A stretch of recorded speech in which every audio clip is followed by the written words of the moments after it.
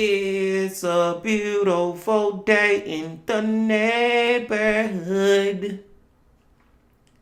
Reaction Beanie 268.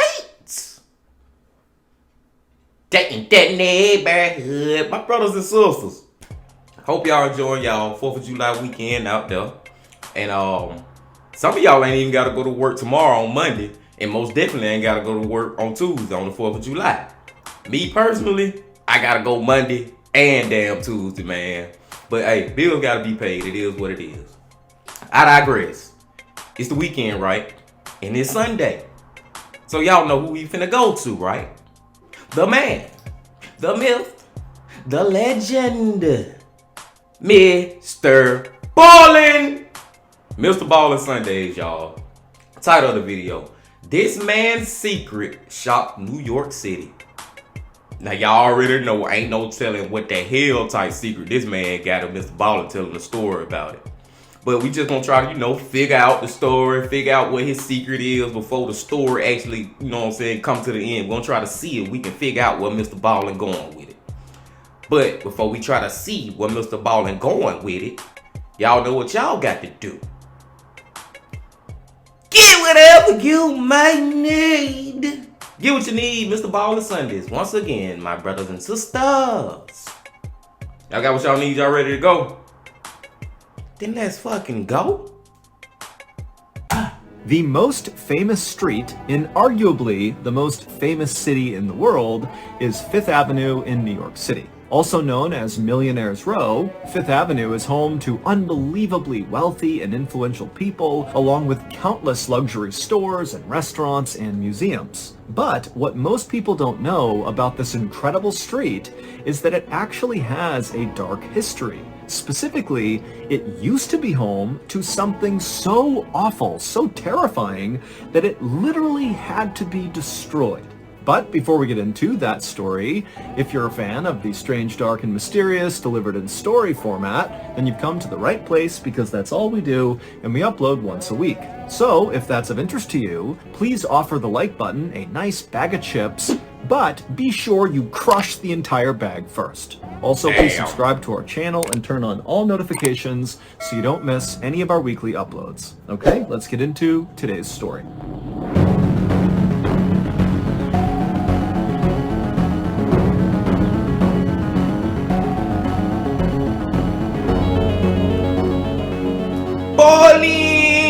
Just after midnight on March 9th, 1947, a man slipped out the front door of his 4-story brownstone mansion on New York City's iconic Fifth Avenue. The man was named Langley Collier. He was 61 years old, and he was a trained engineer. He was a very famous concert pianist, and he was very wealthy. But he didn't dress like he was wealthy. This night, Langley was going for an 8-mile walk to the south to Brooklyn, New York, where he was going to pick up a very specific thing that he needed for his older brother Homer, who was currently laid up in bed on the 2nd floor of the mansion. It was a freezing cold night, and so as Langley walked along the road, he flipped up his collar of his very shabby wool coat that was held together by safety pins. Nowadays, Langley felt like the only time he was safe going outside was at night, because at nighttime he could kind of hide from the prying eyes of his neighbors or police officers or really anyone. It was the one time he could basically be invisible. And so Langley scurried his way down the dimly lit sidewalk, looking left and right constantly to make sure he wasn't being followed. And then finally at 2 a.m., he arrived at his destination in Brooklyn, a very particular set of dumpsters. And right away, Langley got to work. He went in that dumpster and he got the things he was looking for and then put them in his bag, slung it over his shoulder, and then began the long, slow walk back home. What in the fuck could he be going looking for in the dumpster that his brother that's laid up in bed need? This one definitely finna be crazy, y'all. Like I can't even begin to imagine what the hell that he put up in that bag. I can't. But let's see. Several weeks later, on March 21st, the phone rang inside the police station near where the Collier brothers lived. And so a sergeant picked up the phone, and on the other line was a guy who called himself Charles Smith, and in a very gruff voice, he told the sergeant that there was a dead body in the Collier brothers' mansion. Now, while of course this was a huge tip, the sergeant was skeptical because the police were aware of the fact that there were lots of rumors floating around about the Collier brothers. They were very eccentric. I mean, Langley's going out at night with a bag over his shoulder and going to look at dumpsters in Brooklyn. I mean, they were also kind of reclusive, and the windows outside of their mansion were boarded up with wood and metal. And so people were kind of on edge about the Collier brothers, and periodically, when they heard rumors about them, they would call the police and report it. And so the police were used to getting these rumor calls, going and checking it out, only to discover that they were not true. And so this sergeant said to Charles Smith, well, how do you know there's a dead body inside the mansion? But the caller simply didn't answer and hung up. And so because the sergeant did not necessarily believe this was a credible tip, instead of sending an entire investigative team to the mansion to check out this dead body, he asked a single police officer to, when he had time, make his way over and basically do a wellness check on the Collier brothers. And so later that day, this one lone police officer showed up to the Collier brothers' mansion. He got out of his cruiser and he just stopped and looked at the brownstone mansion. Even though it was every bit a mansion, it was not in good condition. All the windows were boarded up with wood and metal, and the glass behind them was all shattered. There was newspapers coming out of the broken windows like they had been jammed up against the inside of the windows. There was all this furniture and wooden crates and just junk piled up outside the front of the property. I mean, the place looked kind of dilapidated, and he was shocked that anybody lived in here to begin with. But the Collier family were not normal people. Langley and Homer's dad was a doctor, and he would take home pieces of real people, like parts and organs and that kind of thing, and he would put them in glass jars and put them on display all over the house. Their dad also always canoed to work, which meant walking out of the mansion with a canoe on his shoulder, walking to East River, canoeing his way in his fancy doctor clothes all the way until he got off, and then carrying the canoe to his office building. It's safe to say that this family is weird as shit. Like, you know what this family giving me vibes of? The Texas Chainsaw Massacre family.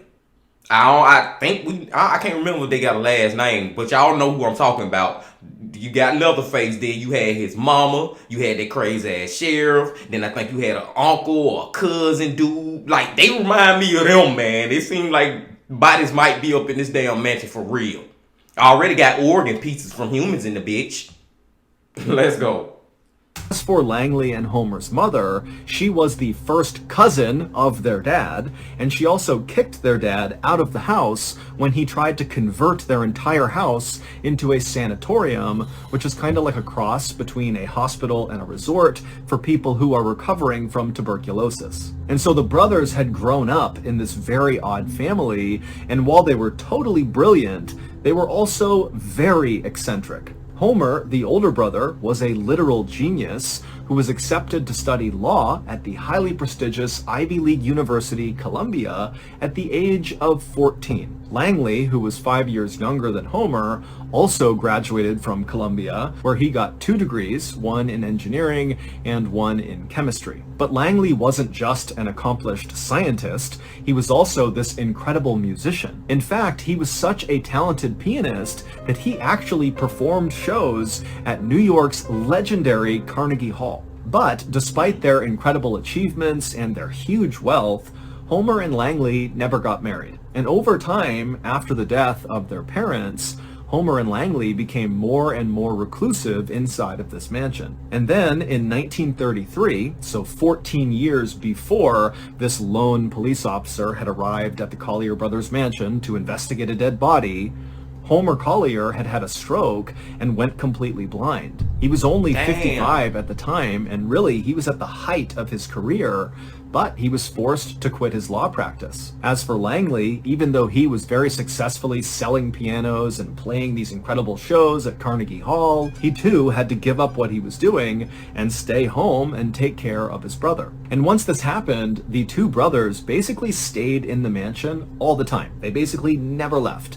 And they also stopped paying any of their bills, so their water, their phone, their electricity all got cut off. But instead of the brothers paying the bills to get the power back, Langley just went out and bought a Model T car, and he pulled the engine out of the car and built his own generator. And then when they stopped paying their mortgage, eventually the police came to the mansion to evict them. And when Langley came to the door to speak to the officer, he just wrote a check for the entire amount of the mansion, basically paying for it on the spot. He handed the check to the police officer and then told the officer to leave them alone. And so fast forward back to March 21st, 1947, and this lone police officer, after staring up at this dilapidated mansion, finally walked forward and climbed over all the furniture and junk that was all out front, and he literally climbed his way up the front steps to the front door, where he began pounding on it.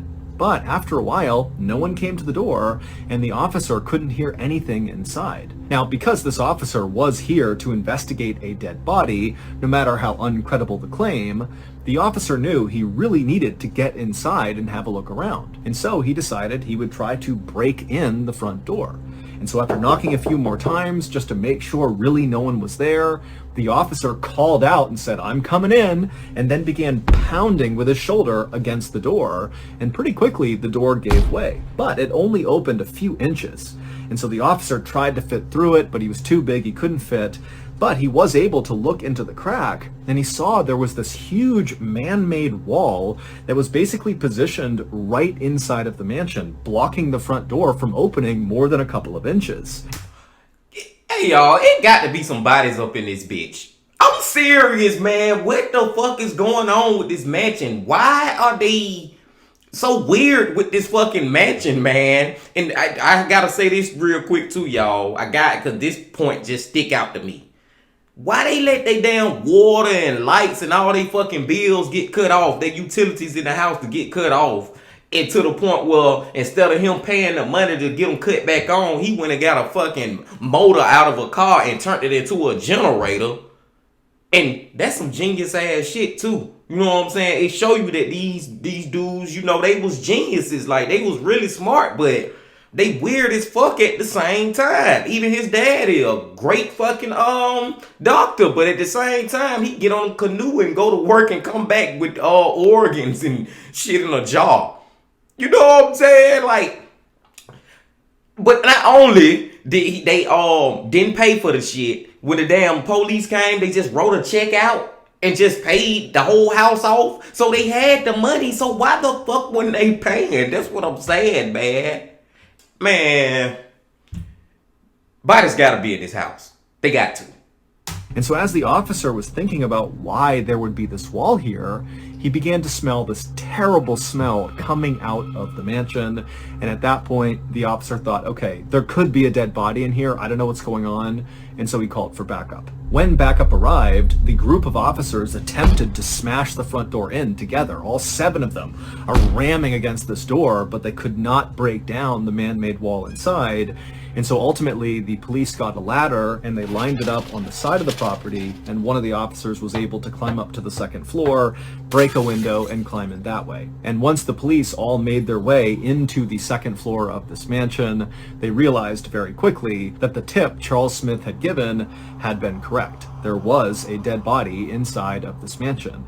It was Homer Collier, the older brother. He was seated in a chair in this alcove on the 2nd floor. He only had on this ragged bathrobe, and he was kind of slouched forward with his head resting on his knee with all these orange peels all around him. The coroner would ultimately determine that Homer likely had been dead for about 10 hours.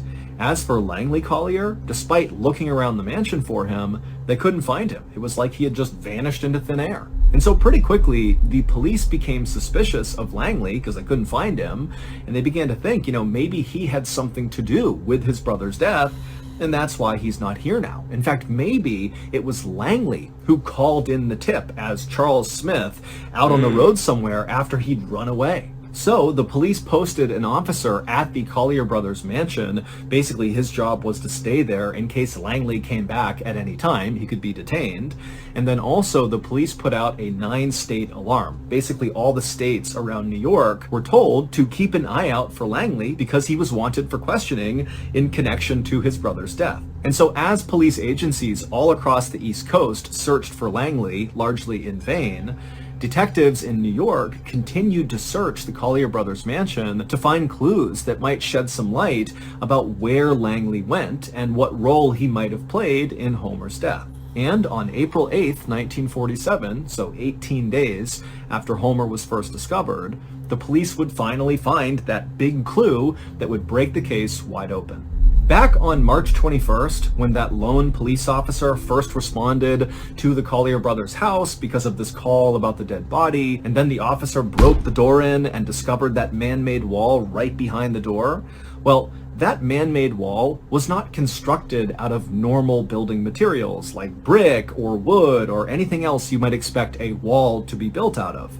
Instead, it was built out of things like chairs and beds and a sewing machine and all sorts of just junk. It was trash. And this trash wall started right in front of the inside of the front door, and it extended back towards the interior living space of that floor. Except there really wasn't any living space at all anywhere inside of this mansion. Not the second floor, first, third, fourth, nowhere. Because every surface inside of this mansion was covered wall to wall, floor to ceiling, in trash. Things like 14 broken pianos, an x-ray machine, there was a horse's jawbone, there were 25,000 books, and of course they had all of their father's glass jars that contained all of these human body parts. And over the years, the Collier brothers had apparently begun to think that their neighbors and random passerbys out on the street would someday break into their mansion and steal these treasures from their home.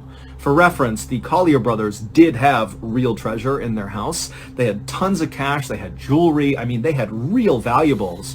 But to them, that wasn't the real treasure. The real treasure were the things they pulled out of the dumpsters all around the city. And so that was the stuff they were worried about getting stolen from random people outside. And so they had begun fortifying the inside of this mansion to protect themselves when inevitably these people began breaking in. And so Okay. These are these two brothers, and I don't know if they mom and daddy was doing it while they was alive too, but this family is the most worst, weirdest, craziest hoarders I ever heard about in my life. Like, I don't watch some of them shows that the episodes that used to come on. It probably still come on. Is it like A&E or something like that? The hoarders, and you know what I'm saying? I done watch them episodes and shit. Them folk crazy too when they be hoarding all that different shit. But these motherfuckers hoarding garbage. Like literally getting garbage out the fucking dumpster and bringing it in their house. They are the worst, craziest hoarders I ever heard of, man. And they don't even care about their money and the cash and the fucking jewelry they got in the house. They care about the damn trash that they done brought. Are you fucking kidding me?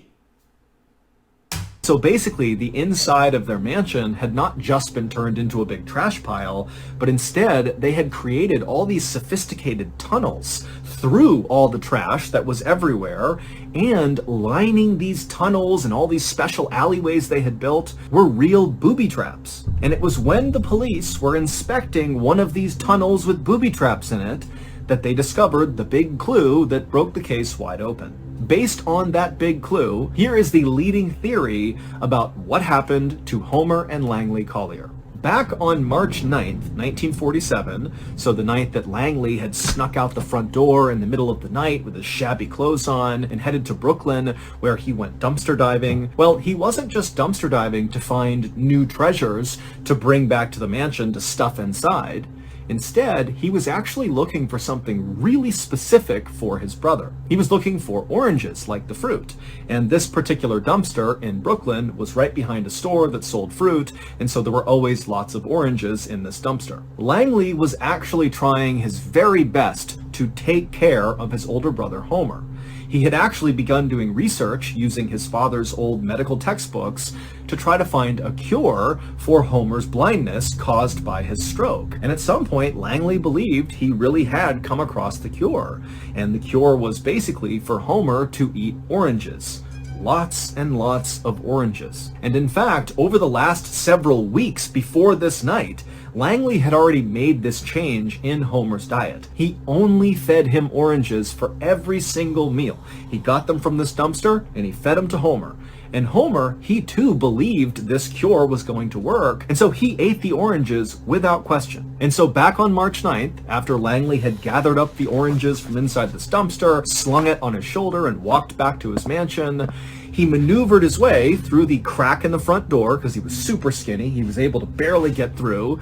And then once he was inside the mansion and shut the door behind him, he maneuvered his way up to the second floor. And then he began the most dangerous part of his journey from one side of the second floor to the other where Homer was. Basically, Langley needed to crawl through a 2-foot wide tunnel he had built through all the junk and trash, but it was lined with booby traps. In particular, there was a nasty trap at the end of the tunnel where there was this stack of metal boxes filled with all these newspapers. They were really heavy, and they were positioned so if you even so much as barely touched the lowest box, they would come crashing down on you. Now, Langley had made this journey countless times. This is how he went to see his brother every single day, as he went through this tunnel.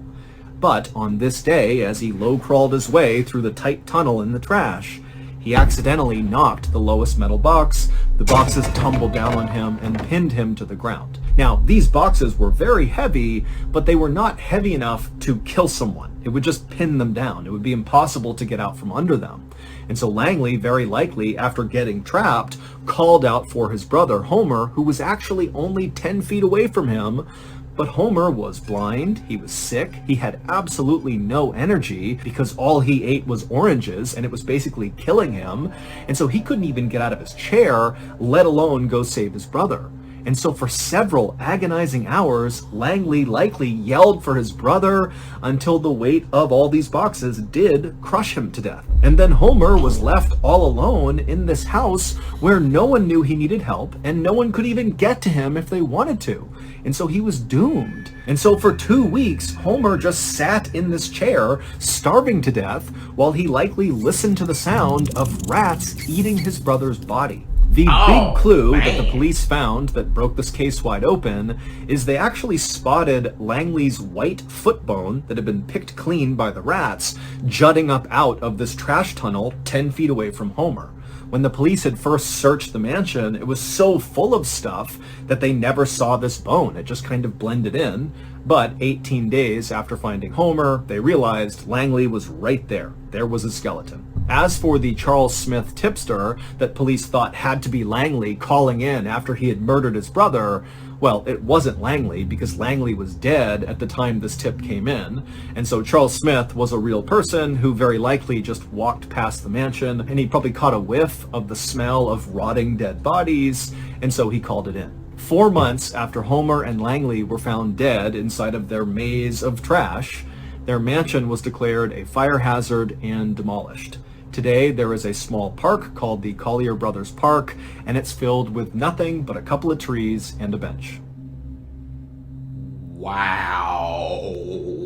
So that's going to do it. If you enjoyed today's story, be sure to check out our podcast called the MrBallen Podcast, where we have hundreds more stories just like this one, but many of them are only on the podcast. So again, it's called the MrBallen Podcast, and it's available exclusively on Amazon Music. Yeah, most definitely, man. Go check MrBallen Podcast, y'all, because like he just said, all the stories, some of the stories that he do on his videos on the podcast, but he got a lot of different stories on there that he ain't even made a video for. But I digress on that. Let's talk about this goddamn story right here. Like I said, they the most weird fucking hoarders I ever heard of in my life. I said it was gonna be a body in there. I was right, but I didn't know that it was gonna be them. You know what I'm saying? It ended up being them. Them the two bodies who was in that motherfucker. The making a tunnel to a trash tunnel. They got booby traps in it. Just weird as fuck. But the craziest part was realizing that after the blind man who was sitting in the chair, he the one who had to hear his brother get ate by rats and shit. You know what I'm saying? He had to sit right there and couldn't do nothing to save his brother. That's the crazy part of this one, man. That's the part that's just like, ooh, imagine that. You just can't do nothing, and you hear your brother crying out for probably days, and then he finally died. And after that, the next thing you really hear is fucking rats eating on his body. You can't do nothing. That's the most crazy part of this story, man. I mean, like, MrBallen, man, I swear, if he ain't have evidence, pictures, you know what I'm saying, showing all the different, evidence that these stories are true that he be telling, you wouldn't even be able to believe them. Some of that shit you can't even fucking believe. But he got the evidence it actually happened, man. Shit like this actually be happening, y'all. This was a great story about MrBallen. As always, my brothers and sisters. I digress again, man. I'm gonna let y'all get up out of here. Appreciate y'all coming back once again. Hope y'all enjoy the rest of y'all 4th of July weekend. And I'll see y'all tomorrow, my friends. But until I see y'all tomorrow, my brothers and sisters, you know I got to say this. Love, peace, and happiness. Stay safe. Don't stop. Keep going. Yeah.